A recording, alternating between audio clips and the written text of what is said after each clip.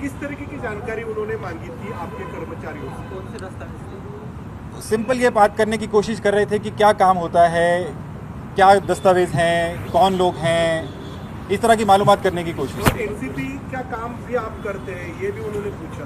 क्या उनका क्या कहना था? मैंने आपको बताया जैसे कि उन्होंने पूछा कि एनसीपी का यहाँ क्या काम होता है, राष्ट्रवादी कांग्रेस पार्टी के लिए क्या काम यहाँ पे हो रहा है। हमारे कर्मचारी ने जो काम हो रहा है वो बताया। जो काम हम करते हैं पूरे देश को मालूम है, ऐसा पहला राज्य तो है नहीं यहाँ पे जो हम काम कर रहे हैं, और ना ही यहाँ पे हम नए हैं। हमने पूरे विधानसभा में काम किया, यहाँ पे 1 साल बाद तब काम किया, उसके बाद भी 1 साल हो चुका है हम काम कर रहे हैं। हमारा पुणे में भी कार्यालय है, मुंबई में भी कार्यालय है महाराष्ट्र के कैंपेन के लिए। तो जो काम होता है वो बताया उनको। इलेक्शन कैंपेन शुरू है परसों इलेक्शन से, तो उस हिसाब से कैसे देखा जाएगा इस कार्रवाई पे? इलेक्शन कैंपेन शुरू है, आज इलेक्शन का प्रचार जो था वो खत्म हो गया, परसों इलेक्शन है लोकल असेंबली कारपोरेशन के, तो उस हिसाब से कुछ उस इंक्वायरी की गई आपको? नहीं, उस पर्टिकुलर बात पे नहीं बात पूछी गई। जो बात पूछी गई मैंने आपको बता दिया है कि राष्ट्रवादी क्राइम ब्रांच थी, मुंबई या Pune crime branch? Pune crime branch बताया गया है। आपके खिलाफ कोई कंप्लेंट थी ऐसा उन्होंने बताया, और इस वजह से वो यहाँ पे आए थे? ऐसा उन्होंने बोला कि कुछ कंप्लेंट है।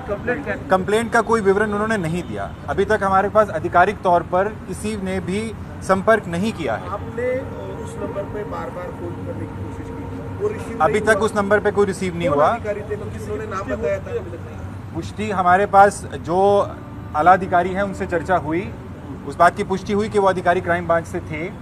उनका नाम, उनका नंबर उनको दिया गया पुष्टि करने के लिए, क्योंकि हमें भी उस टाइम पे जो कर्मचारी थे उन्होंने कर्मचारी के हिसाब से पूछा। शिनाख्ती कार्ड या आइडेंटिटी कार्ड की बात नहीं हुई, तो हमने पुष्टि करने की कोशिश की, तो ये बात की पुष्टि हुई कि वो क्राइम ब्रांच से थे। कुछ कागजात वो लेके गए या नहीं? नहीं, कोई कागजात नहीं लेके। आपकी अजीत दादा से बात हुई क्या इस पूरे कार्रवाई के बाद? अजीत दादा ने आपको क्या कहा? अजीत दादा से बात हुई, उनका अभी मेरे ख्याल स्टेटमेंट या ट्वीट भी आया है।